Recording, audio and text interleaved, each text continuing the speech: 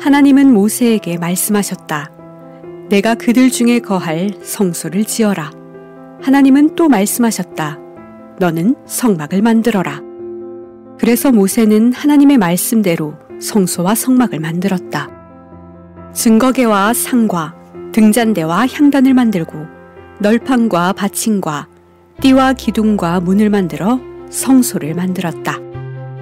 그리고 성소를 덮는 성막을 만들었는데 이 성막은 그룹들을 정교하게 수놓은 휘장이었다.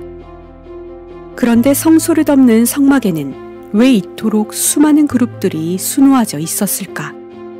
하나님이 세우신 교회는 항상 천사들의 보호하심을 받고 있음을 나타내기 위해서이다.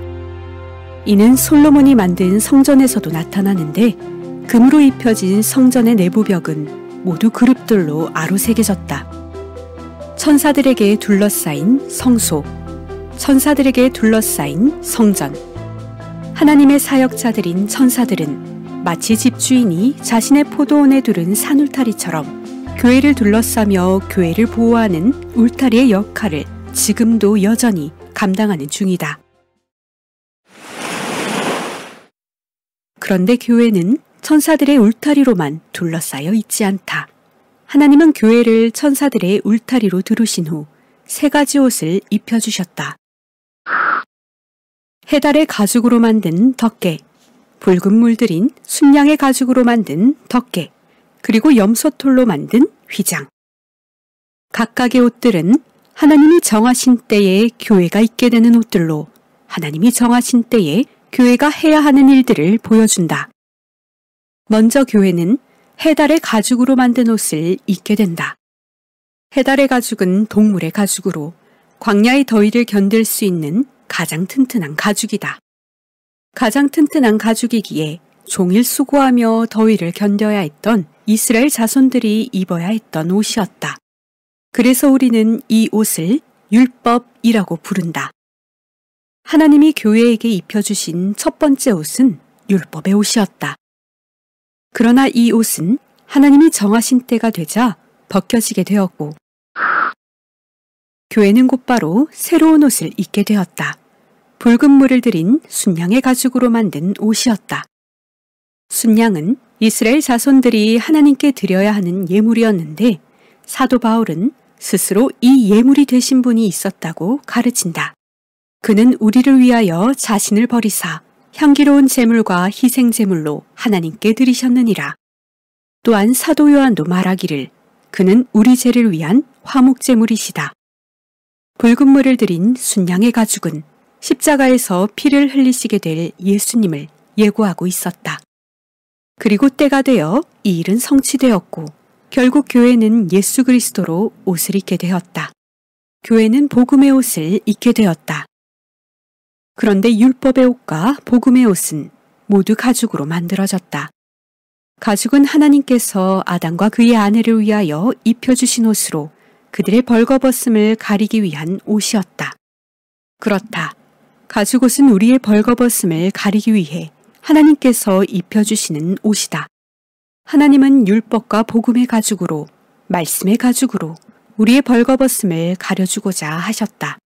교회가 율법을 지킴으로 벌거벗음을 가리게 하셨고 교회가 복음을 지킴으로 벌거벗음을 가리게 하셨다. 하나님은 교회가 오직 하나님의 말씀을 지킬 때에만, 오직 하나님의 계명을 지킬 때에만 하나님 앞에서 부끄럽지 않게 하셨다. 그러나 모든 가죽옷이 벗겨지는 날이 이르게 된다. 율법의 가죽옷이 벗겨졌듯 복음의 가죽옷도 벗겨져서 교회가 새로운 옷을 입는 날이 이르게 된다. 하나님이 정하신 때에 교회가 입게 될 마지막 세 번째 옷, 염소털로 만든 옷. 이 옷은 염소의 검은 털로 만들어진 거친 옷으로 성경에서는 이 옷을 베옷이라고 지칭한다.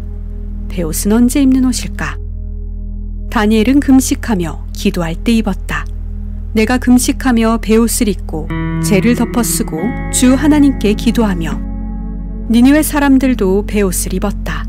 니느웨 사람들이 하나님을 믿고 금식을 선포하고 높고 낮은 자를 막론하고 굵은 베옷을 입은지라. 예수님도 베옷을 입는 때를 알려주셨다. 그들이 벌써 베옷을 입고 제에 앉아 회개하였으리라. 염소털로 만든 베옷은 회개의 때에 입는 옷으로 교회가 입게 될 마지막 옷은 회개의 옷이다. 하나님은 이때를 일찍이 예고하셨다. 7째 달 열흘날은 속죄일이니 너희는 성회를 열고 스스로 괴롭게 하여라. 속죄일은 이스라엘의 모든 죄가 속죄되기 위해 모든 백성이 스스로를 괴롭게 해야 하는 날이었다. 교회의 모든 죄가 속죄되기 위해 모든 성도가 회개의 옷을 입어야 하는 날, 이 날이 우리의 속죄일이다. 예수님도 이때를 다시금 예고하셨다. 그날 환난 후에 즉시 해가 어두워진다.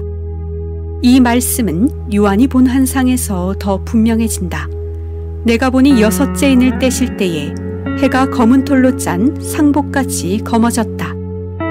해가 어두워진 이유는 검은 털로 만든 베옷으로 갈아입혀졌기 때문이다.